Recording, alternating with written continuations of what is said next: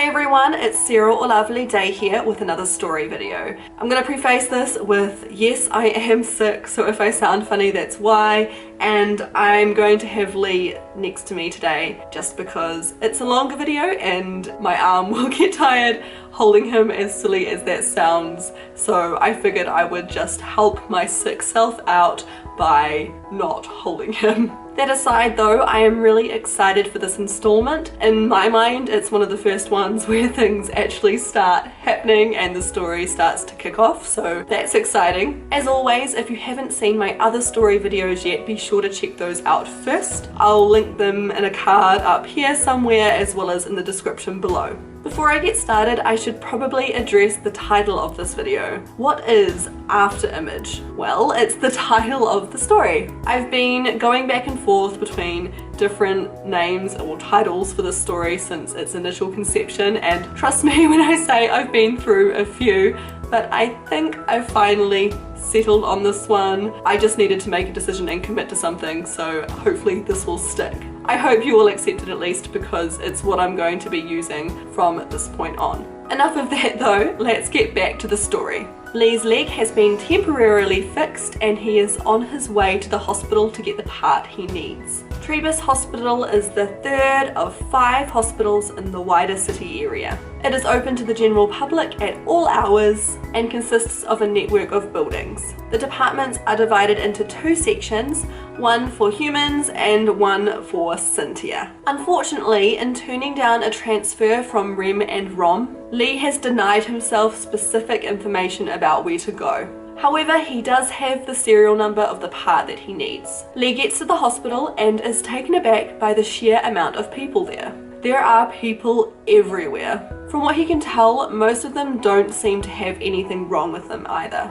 But the busy atmosphere works in Lee's favour and he is able to blend into the crowd. As instructed by Rem and Rom, Lee heads towards the Cynthia department and immediately notices a difference in the atmosphere. It's a lot quieter here. He had been told to submit a request at the front desk, but there's no way that Lee was actually going to do that. He had a vague idea of what to look out for, a storeroom backed onto a repair station, which shouldn't be too hard to find, right? In an attempt to not draw too much attention to himself, Lee joins a group of Cynthia who are walking through. He follows them for a while, keeping an eye out for anything that looks mildly like a repair station along the way. Eventually, the group reaches a small room. Lee had intended to break off from the party, but unfortunately he misses his opportunity and is swept into the room against his better judgment. Inside the room, there are desks and tables set up into groups. The carpet is worn and it is considerably darker than in the hallway.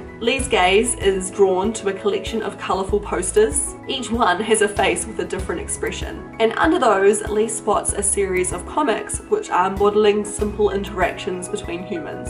As Lee's eyes move around the room, he realises he is in some sort of classroom. There is absolutely no sign of a storeroom, much less cybernetics of any kind. This is not where he wants to be. While Lee is questioning his life decisions, the Cynthia that he followed in have settled in. At least none of them have attempted to interact with him yet. Not wanting to get caught up in whatever was about to happen, Lee moves quickly towards the door. As he leaves, he is nearly bowled over by a woman who is also running through, but Lee keeps his eyes up and doesn't acknowledge her. The more interactions he can avoid, the better. Lee does, however, take a note of the sign on the door, which says R. Skier, Cynthia Integration. At least if someone questions him, he'll be able to mention that room and claim to be lost or something. Lee continues down the hallway. The further he goes, the wider the corridors get. That is until he sees an opening. Rather than bursting in and making a scene, Lee crouches low to the ground and peers around the corner.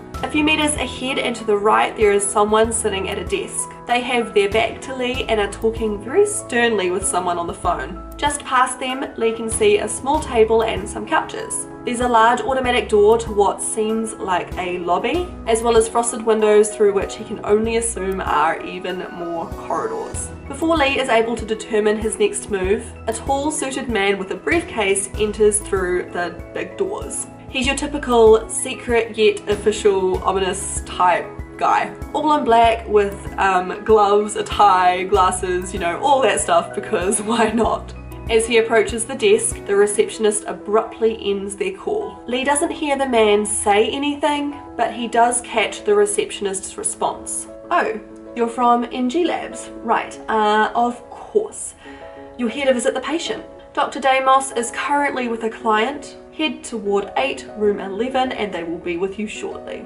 And without so much as nodding to acknowledge this information, the man just turns around and walks to the lift. Lee had been hoping for information about the whereabouts of a storeroom, but was taken aback by what he had heard. That man was from a neurology and genetics lab. Lee had been kept in a neurology and genetics research facility. What are the odds of that? I suppose finding information about genetics here hadn't been completely out of the question. The entire place is owned by genetics after all. But even still, Lee was not expecting this. Lee's curiosity gets the better of him and he decides to pursue the man. Now, I won't bore you with a high risk, high tension, sneak, stealth following scene where Lee stalks the man. So just know that it involves a lot of sneaking.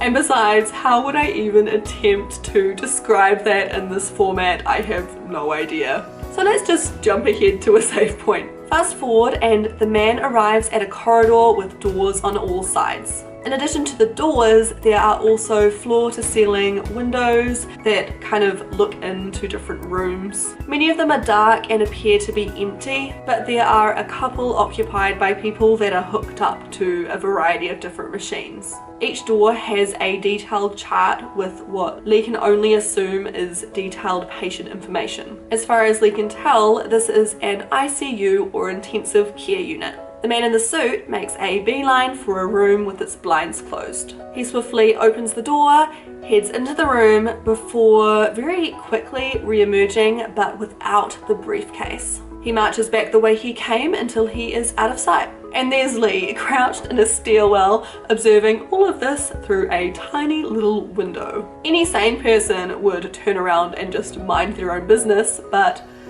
not Lee. He had a sinking suspicion that the man in the suit hadn't been there to visit a family member or friend. No, Lee recognizes this scenario all too well. He abandons his position on the stairs and enters the room, closing the door behind him. Inside is a bed surrounded by a variety of machines. There is an atmosphere regulator unit on the wall, which is humming softly, although it's almost completely drowned out by a constant flurry of beeping coming from the medical equipment. Lying on the bed is a small sleeping figure, and they are connected to these machines by a combination of different tubes and wires. And there, on the table next to the bed, is the briefcase. At first glance, there is really nothing special about it. It has a handle and it has a latch. About what you'd expect, really. Except when Lee tries to open it, it doesn't budge. But what is in it, and why is it there? He could take the whole thing with him, but he looks suspicious enough as it is. Beginning to admit defeat, Lee puts the case back down on the table and leans on it out of frustration. In doing so, the lid slides aside, revealing a small sphere. Lee has never seen anything like it before, but surely it's important. Not wanting to spend any more time there than necessary, Lee puts the ball into his pocket and makes an exit. All is going well until somebody spots him entering the stairwell. Lee just starts running. By some miracle, he manages to get himself to the same string of corridors he first came to. He slows down to a fast walk and allows himself to look over his shoulder to see if anyone is following him. Fortunately for Lee, no one is there. Lee turns back around only to crash face first into a trolley. It's being pushed by a woman with long black hair. But wait, her hair isn't just black. It has red in it too, and yellow, and green. Lee locks eyes with her before quickly averting his gaze. Breaking silence, the girl speaks up. Wait, I remember you. Lee spins around and continues to walk quickly down the hallway. Behind him, the girl yells out, "Stop! You've dropped something." Lee whips around just in time to see her pick up a silver ball from the floor.